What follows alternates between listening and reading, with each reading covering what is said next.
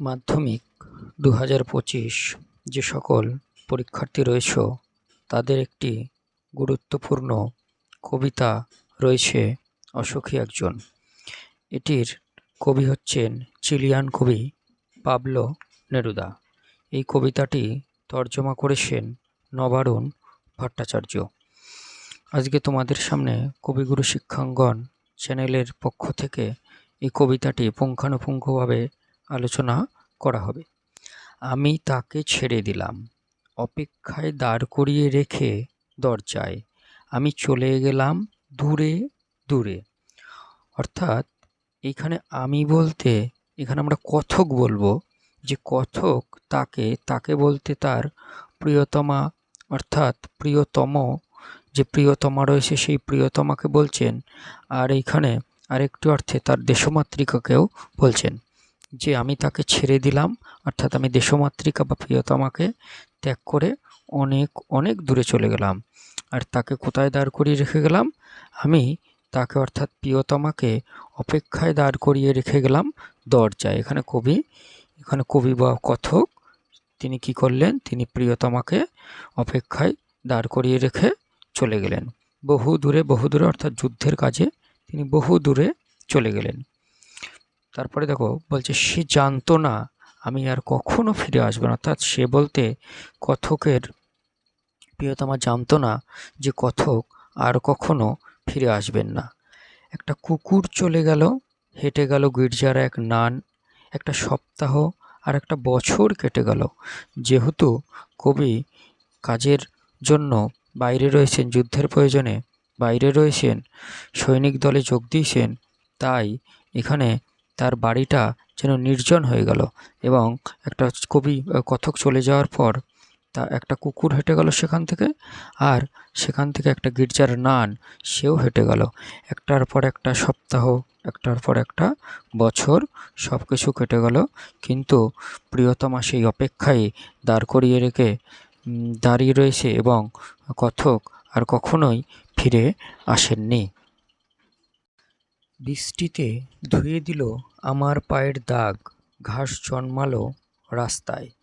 অর্থাৎ কথক বলছেন যে কথক চলে যাওয়ার পর বৃষ্টিতে ধুয়ে দিল কথক যে বাড়িতে থাকতেন সেই বাড়িতে তিনি হাঁটাচলা করতেন, কিন্তু কথক আর নেই এখন, তাই বৃষ্টিতে তার পায়ের দাগগুলো সব মুছে গিয়েছে।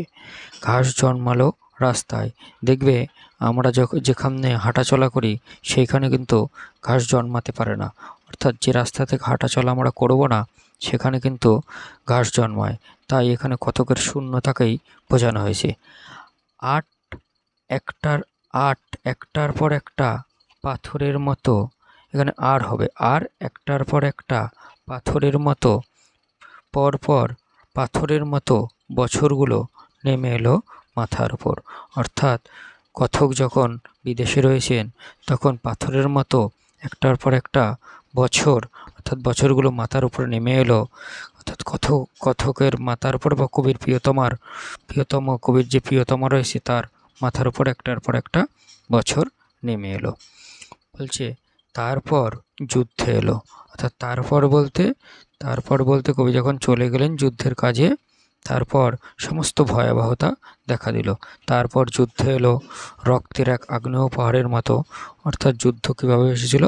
রক্তের এক আগ্নেয় পাহাড়ের মতো। শিশু আর বাড়িরা খুন হলো।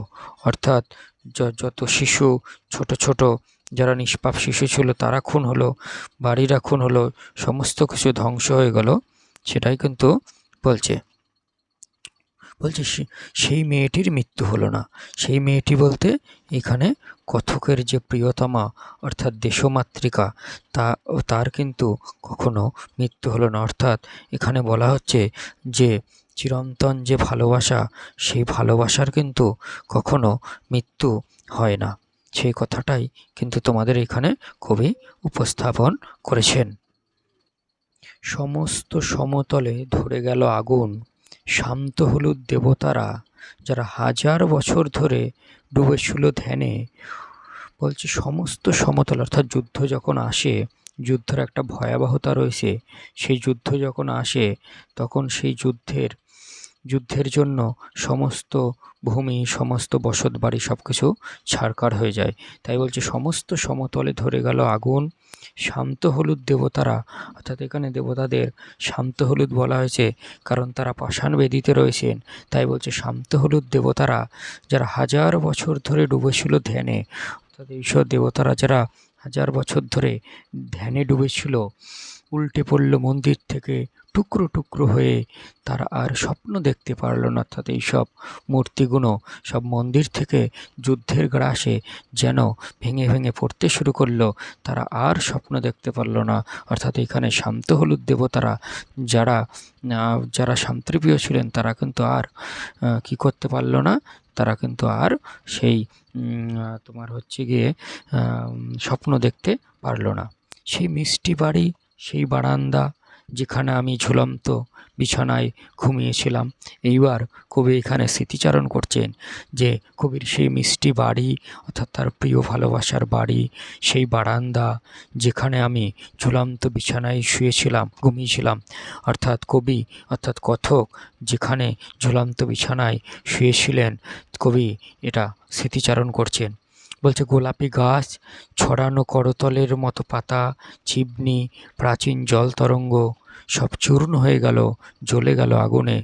অর্থাৎ কথকের বাড়িতে সেই গোলাপি গাছ, ছড়ানো করতলের মতো পাতা, অর্থাৎ করতলের মতো, অর্থাৎ হাতের করতল বলতে হাতের তালু এখানে বলা হচ্ছে, তার মতো বড় বড় পাতা রয়েছে, চিবনি রয়েছে যার থেকে ধোঁয়া বের হয়, সেটাকে চিবনি বলে।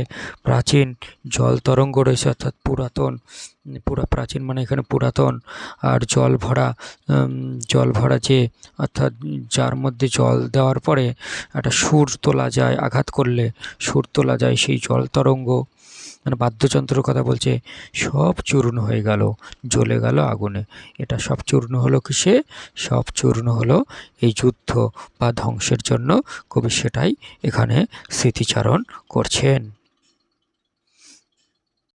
যেখানে ছিল শহর সেখানে ছড়িয়ে রইল কাঠকয়লা, দুমড়ানো লোহা, মৃত পাথরের মূর্তির বীভৎস মাথা, রক্তের একটা কালো দাগ। অর্থাৎ কথক এইখানে বলছেন যুদ্ধের ফলে সমস্ত শহর সেটা ধ্বংস হয়ে গেল, এবং সমস্ত শহর যেটা ফুলের মতো শহর সাজানো ছিল সেখানে পড়ে রইল কাঠকয়লা। আর কি হলো? অট্টালিকা, মঠ মন্দির ভেঙে সেখানে কি হলো? দুমড়ানো লোহাগুলো বেরিয়ে থাকলো।